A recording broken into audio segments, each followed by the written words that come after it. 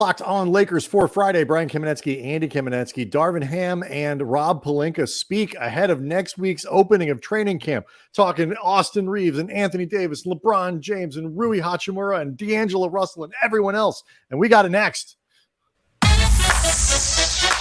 You are Locked On Lakers,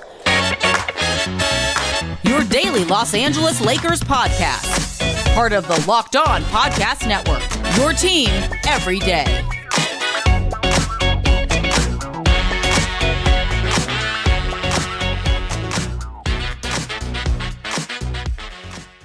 Thanks to everybody for making Locked On Lakers first listen of every day, Monday through Friday, no matter how or where you get your podcasts. It's always going to be free. It is never going to be behind a paywall. And Locked On Lakers on YouTube is where you can go to hang out with nearly 21,000 subscribers to the channel. People are going to be pouring, Andy, into this as the season begins next week. And, of course, the Lakers, in preparation for Media Day, which is scheduled for Monday, they had Rob Pelinka and Darvin Ham, as is customary, speaking to the media ahead of Media Day. They pretty much covered everything. They were both out there a long time, answering multiple questions. And quite frankly, Andy, I think Rob especially happy to be answering questions this year versus last year, given how excited and optimistic everybody is, for starters. Yeah. One of the things that I noticed about this year, beyond the fact that like you said, they were there a long time, they actually allowed second helpings of questions from different media members there. At the beginning of last year, the session that happened before last year's official opening of training camp, Rob and Darvin were talking up championship aspirations in a way that, quite frankly, felt like BS. And the things that they needed to say, because this is who the Lakers are, this is what we play for, yada yada yada. But nobody looked at that team and thought this is a championship level team. I think you and I both thought they would be better than the previous year of LeBron, Russ, and AD, just because we both felt last year's roster to start the season was better than the 21-22. But we both also felt like, if they make the playoffs, that will feel like a success. There was a lot of mileage between they're a little better than they were the year before, and this is a team that can legitimately win a title. But this year, however, I felt like Rob. Well, what I was going to say, though, really quick, was this year they talked less specifically about championships. Like, to my memory, I don't even remember the word championship coming up. And I think it is in part because they felt like they don't have to talk it up as much. They don't have to do as much convincing, because everybody can look at this roster and say they got a chance to go somewhere. Yeah, and it's assumed. They have been identified. First of all, they went to the Western Conference Finals, which definitionally means you're in the ballpark. But more than that, like they have been part of that conversation throughout the summer, and there's like the evolutions of Rob, the different, versions that you get of him. And I think what he's sort of settled into, like he has kind of gotten back into that place where he is rightly very confident and comfortable with himself and his place and all that stuff.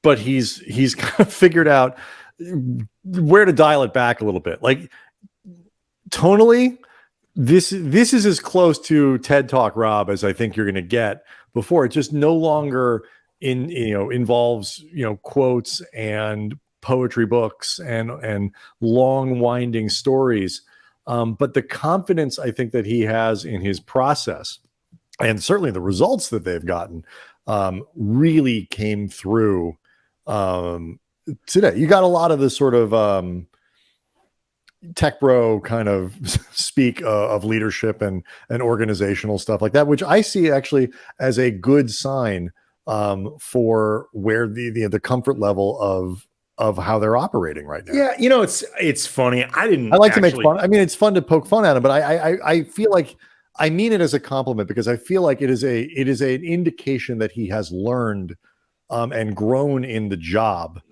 and isn't trying to do some of the party tricks that he used to do earlier in his tenure. I guess I'll be honest. I don't hear that much tech bro talk anymore. And maybe that's just because that is now how everybody talks. It may be. So Rob Pelinka sounds indistinguishable to anybody else I ever hear in GM. Well, just any type of CEO or general manager, any type of leadership position now, they all talk like this. So I guess Rob was a groundbreaker in that sense.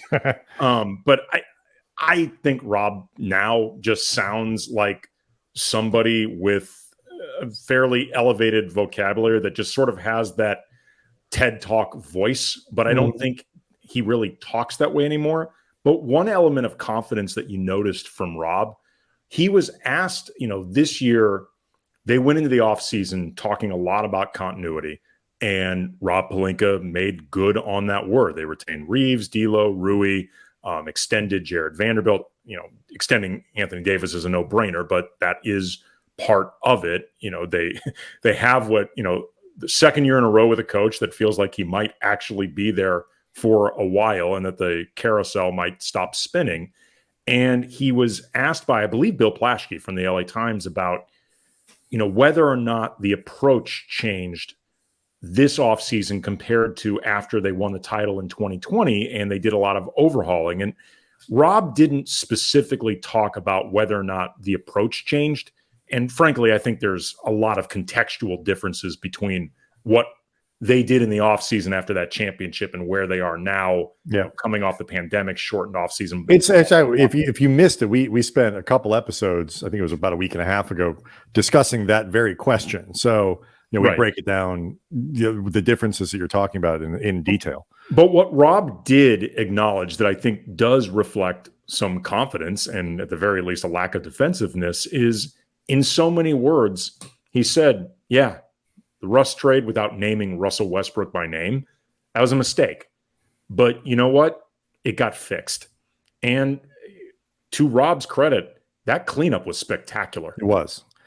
He said, if you make a mistake, if something doesn't work, I don't even know he didn't call it a mistake, but he said, if you make moves and they don't work the way that you want them I'll say it was a mistake. I'm not shy about calling it a mistake. I'm saying I don't think that was I don't want people listening to think that I'm quoting him directly, but he said, if you do something and it doesn't work, you take a big swing, you make a bold move, he talked about it in those terms. When you do something big and it doesn't work, your job is to fix it. And they did. And so, it was good to hear him acknowledge as much, close enough that they botched it. That this did not work. It was a bad idea. It didn't work, but we fixed it. And the fix has been, like you say, phenomenal. And you're left with this situation where the Lakers roster, and we're going to talk about it here in detail about, the expectations for LeBron and Anthony Davis and the extensions. And they talked a lot about Rui. I don't know. We may have to save some of this for Monday as we get into to Media Day, the show that we'll have, ahead of Monday's Media Day. But the balance that they've got on this roster and the versatility, this was another theme that was there constantly through. Darvin talking multiple times about the amount of lineup combinations and different approaches that they can take because they have positional flexibility, because they have balance throughout the roster, as opposed to being lopsided in one area or another, as they have been for the last couple seasons. It is not hype to talk about this roster as one of the best in the NBA. Are they the best? Are they the prohibitive favorite? I don't think so. But if you made a list of 6 teams that have a truly realistic chance of being one of the 2 teams in the finals and one of the team that holds the trophy at the end, and you're not putting the Lakers on it, you're doing it wrong. And that's where we are. Let's talk about AD, because I think the way they talked about him and the extension that he signed, and also the way that they may handle LeBron this year, all very interesting. We'll get to that and more next. Locked on Lakers is brought to you by DoorDash. And if you're missing syrup for your pancakes, or you ran out of your favorite coffee creamer, suddenly burnt that last piece of bread that you wanted so badly for that toast, for avocado toast, but then it turns out the avocados went bad because they always seem to go bad. Your hot sauce that you were going to put on the avocado toast, the bottle's empty. All these different grocery disasters. With DoorDash grocery delivery, you can get what you want right when you need it. Stock up for the week, order last-minute cravings conveniently. And you've trusted DoorDash to deliver your restaurant favorites, and now you can get high-quality grocery delivery too. And with thousands of grocery stores to choose from, you'll find the best in your neighborhood and boost your local economy with every order. So sit back, enjoy quality groceries just like you picked them yourself. And if you want even more value, you can save on all your grocery and restaurant favorites with a $0 delivery fee on all eligible orders with a Dash Pass membership. You can get 50% off your first DoorDash order up to a $20 value when you use the code LOCKEDONNBA at the checkout. Limited time offer, terms apply. That's 50% off up to $20. No minimum subtotal, zero delivery fees on your first order when you download the DoorDash app in the App Store and enter that code LOCKEDONNBA. Again, the code is LOCKEDONNBA for 50% off your first order with DoorDash. So, I mean, obviously, Rui Hachimura, D'Angelo Russell, Austin Reaves, these are really important members of the team. And what was discussed on Thursday at this press conference with Darvin and Rob was, I think, really interesting with all those guys. But the engine that moves this team is still Anthony Davis and LeBron James.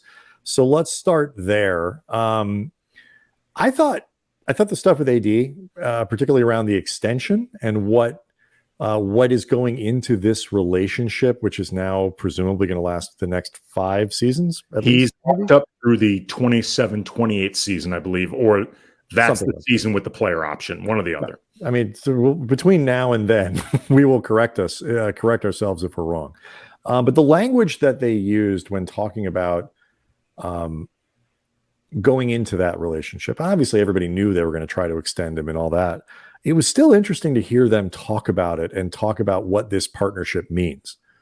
Yeah. I don't remember the exact setup of the question, but they were talking about what makes you feel confident about not just having that long-term plan with Anthony Davis and that long-term relationship, but it's a long-term trust in Anthony Davis because the torch is being passed at some point. You have named AD as LeBron's successor with this extension. He is on the books for longer than LeBron, and just common sense tells you he's going to be on this team longer than LeBron. And they were asked about, what makes you feel confident about that? And one of the things that Rob stressed, and I want to make it clear, this was not in any way with some type of undertone or implied that AD hadn't been living up to it before. But he talked about the idea of it being a two-way commitment. And the idea that if we are going to commit to you, AD, you need to be committing to us the same way and needing to see, as he put it, like a return of investment. Again, not implying that it hadn't been there before, but the idea of we are inking you to a different phase that eventually doesn't include LeBron, different responsibilities, like the idea of wanting to see AD grow more as a leader, wanting to see him always look like the hardest worker. Again, not implying that he hadn't been working before, but just that this stuff matters even more. He talked, either he or Darvin talked about AD training more this offseason as opposed to looking to sort of recuperate or looking to avoid injury through training, that sort of thing. That this was an offseason of just in the gym, in the weight room. And when asked about, again, what gives you confidence? Rob said, character, character, character. So his exact words talking about Anthony Davis. They trust his character. And I think that's fair. I mean, look, when they made this move, you have to figure out a couple things. The first is your player, especially in this era now where the risks to your cap, if you have a guy who is they're not delivering the value for the 50, 60, 70 million dollars that you're paying him at the top of the salary cap, and all these things. You have to figure out a couple things. The first is your player good enough? Is he, one of the elite players that qualifies for that level of paycheck? The answer is obviously yes with Anthony Davis. And, and he probably, assuming he doesn't suffer something catastrophic, is going to be in that range for at least the next 2, 3, 4 seasons. You would think. It's not, Yeah. Is he perfect? No. Is he tantalizingly close to seeming like he could be the best player in the league? Sure. But the 8th best is still pretty good and hard to do better than. So he qualifies there. But the second one is he the type of human that you want to build your team around? Is he going to be a consistent presence? I don't mean like he can't have an opinion. He can't have a voice. He can't, LeBron James has all of those things, but he is consistent. He is a, consistent leader of teammates. He is all of that stuff.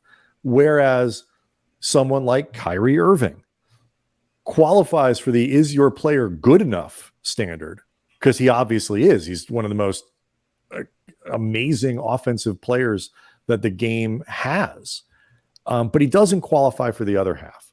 And so, you have injury risk with Anthony Davis, and he's getting a little older, and he's not going to get less injury prone as he ages. But if you get those two things, and that's the guy you have access to, you keep him. And I think the way the Lakers are thinking about this and talking about him is exactly right.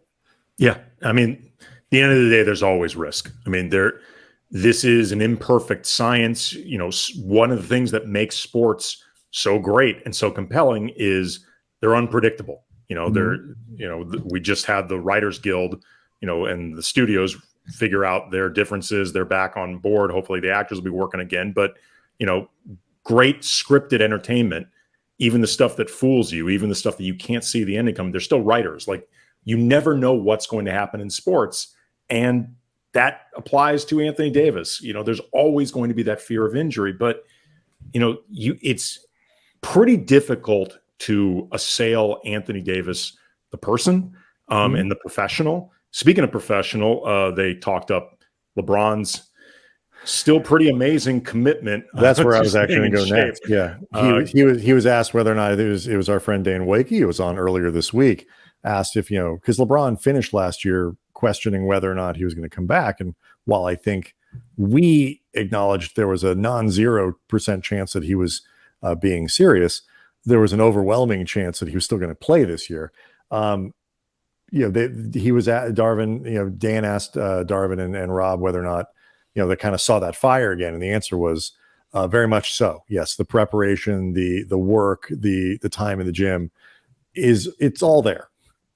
Yeah. And, I don't remember who asked, but, there was the idea of how you're going to manage LeBron, both in season 21, but also in an era where the league has made it clear we don't want to see players who can be on the court not there for whatever reasons. As we've talked about before, I don't think the load management thing really applies that much to LeBron and AD, because at least the way I talk about load management, I don't think either one of them really does much of it at all. But one of the things that was discussed was the idea of just, again, how do you manage to get LeBron through the season? And the hope is that with this team's increased depth, you can just buy LeBron more rest during games. Correct. And that is the correct approach, because the West is going to be too difficult to just sit LeBron for the purposes of maintenance. It's one thing if he's dealing with something real, but just the idea of, DNP old, I think that is going to be difficult to do on an even not a regular. You could on a regular basis. No, I mean, are there going to be games where he sits to rest? Sure, but like that's different than. I don't think there will be many. But it's still different than like every 6th game. LeBron is going to sit just on a schedule. I mean, but I like that answer too. It's like the solution is not see if we can figure out ways to take the ball out of LeBron's hands, because if LeBron is on your team and he's playing, you want the ball in his hands because he's LeBron and he's still one of the elite players. I mean, you want to use Austin Reeves, you want to use other people, but you don't want to. I don't know if LeBron's going to allow the ball to be out of his hands. In certain respects, this is a moot point. It may be, but I just feel strategically, you want LeBron to be doing things because he's better than everybody. So the correct answer is be good, be really good, so that he can do all of those things. He just doesn't have to do them for 36 minutes a game. He can do them for 32. He doesn't have to play in every last 5 minutes of a game. He can play in 3/4 of them, because you've locked away games, and those last 5 minutes are different in the fourth quarter, are different than the first 5 minutes of the first. Like, when LeBron is doing LeBron stuff matters as much as how much he's doing those things. And it all adds up. Absolutely. Andy, the Lakers have a starting point guard and a starting two guard. The names shouldn't necessarily surprise. No, they shouldn't. But especially that two guard. But it was still interesting to hear them talk about both D'Angelo Russell and Austin Reaves. So that's what we're going to do next.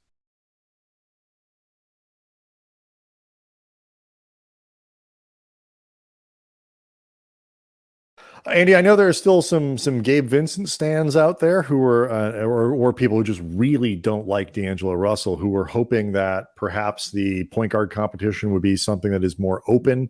Big time believers in Jalen Hood-Schifino. I guess, you know, I whatever it is. Point forward, Maxwell Lewis. Maybe. Colin Castleton was very, very good with the ball in his hand. I just, I think that was both wishful thinking and wrongful thinking for those people. And it was confirmed on Thursday that the starting point guard for the Los Angeles Lakers this year is going to be D'Angelo Russell. That is the correct decision, but it's also a decision they were making based on results as opposed to the results of just the Western Conference Finals. Yeah, it was interesting. Darvin was asked early in the press conference about starters, and he declined to name anybody. But then as things went along, there was a question asked about D'Lo, and in taking up very passionately for what D'Lo brings to this team, he then turned around and asked told Dan Wojcicki, who had asked about the starters, D'Angelo Russell is the starting point guard of this team. There you go, Dan. You can have that. And then later went on to confirm the obvious, which is that Austin Reaves will be starting at the 2. But I thought that it was interesting on a couple counts. First of all, that just that passionate of a defense of D'Lo led to him dropping that pretense of not wanting to name the starters.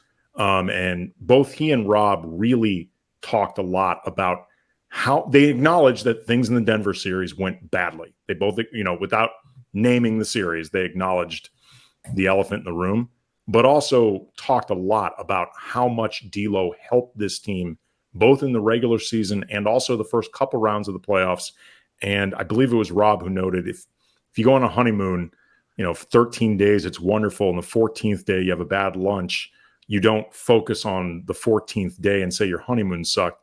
I was thinking in my head, there are a lot of Laker fans who apparently really value that 14th day. Yeah.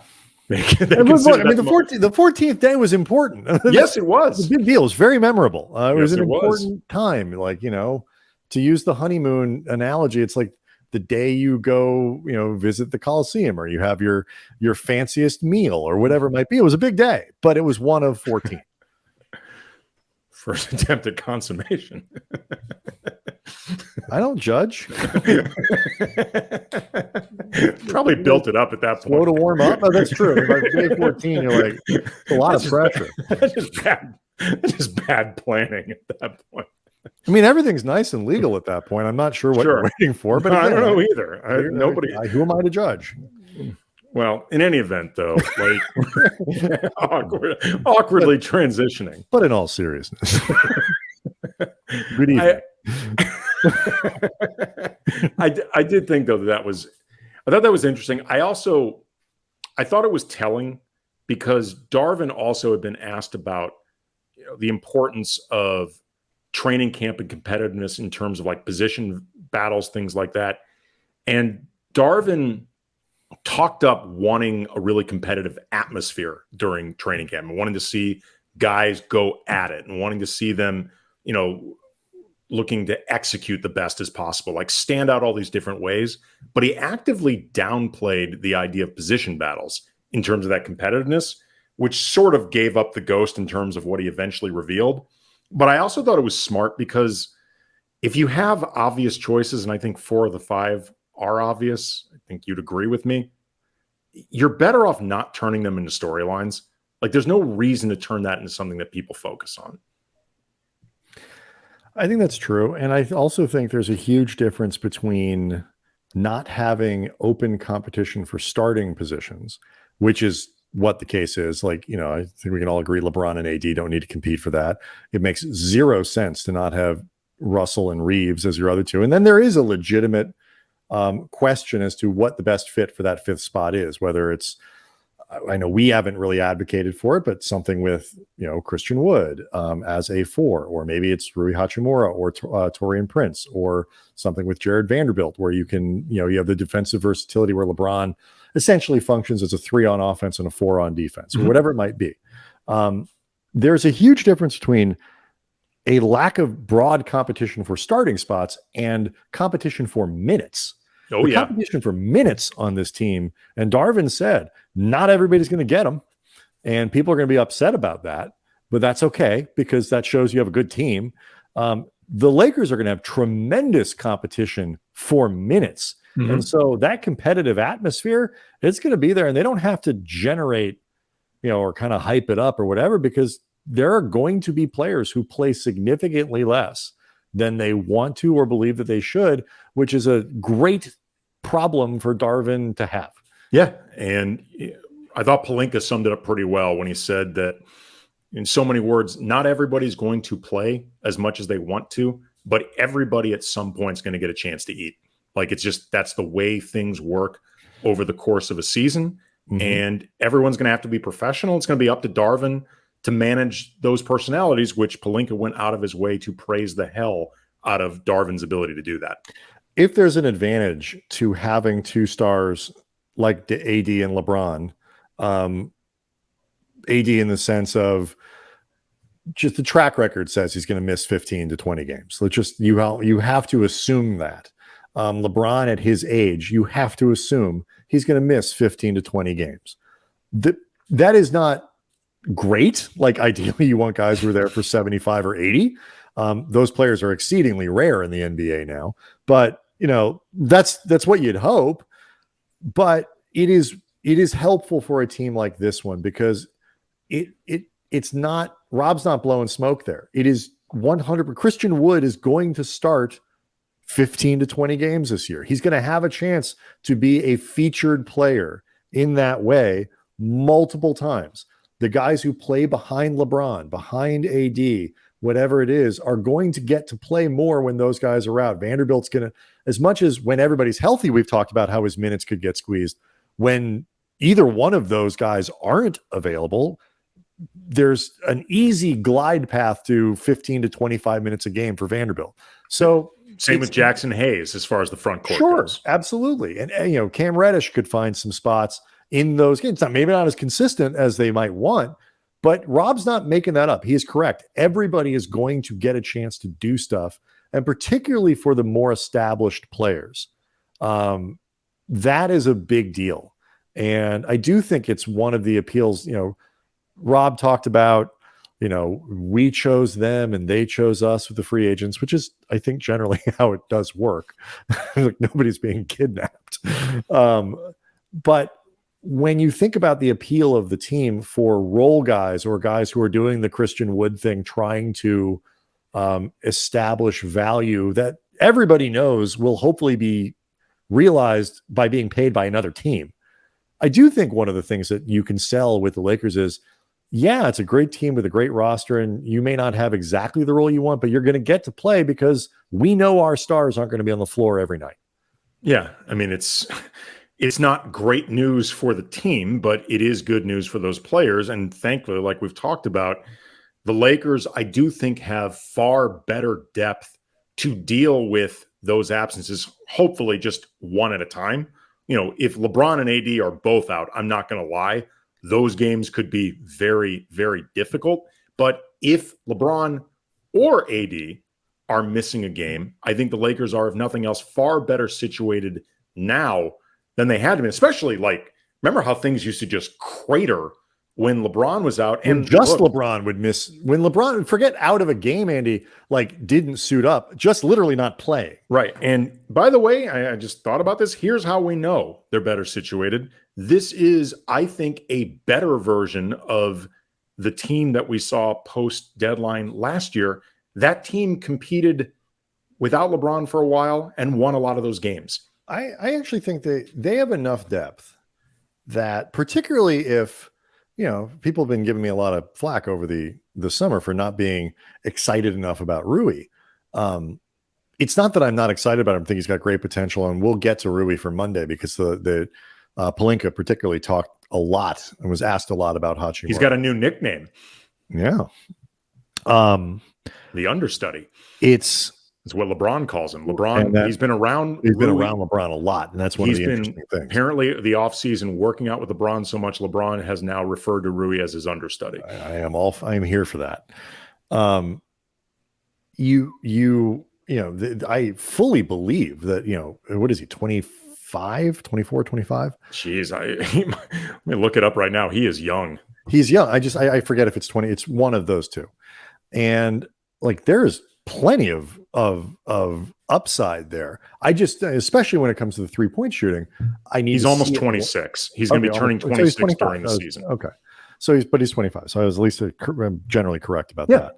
So like, I am, if he elevates a little bit, Reaves is, clearly a very good NBA player, and you've got Russell. I actually think the Lakers, you wouldn't pick them to win tons of games with those guys. But if LeBron and AD miss 15 games at the same time, the Lakers aren't going, 2-13 in those games. Like, they've got enough to win some games while those guys are out, which is just saying something. All right. So there's Rui, there's Reaves stuff. There's look aheads to training camp opening. But I'm just talking about just today, things that we didn't get to. Me too. And so plenty to talk about for Monday's show. The last show before the start of the season. It'll be Monday. We of course we have every plan on being there on Monday, and so we're getting ready for that. But it's gonna be it's a fun weekend, because next week it all gets going. Locked On Lakers on YouTube is where you can go to see the show, hang out, leave us questions, leave us comments. We'd love to use them on the show. What were your reactions to what Rob Pelinka and Darvin Ham were saying on Thursday? What reactions we have to Media Day on Monday? We'll hear about all that stuff. Have a great weekend. We'll see everybody Monday.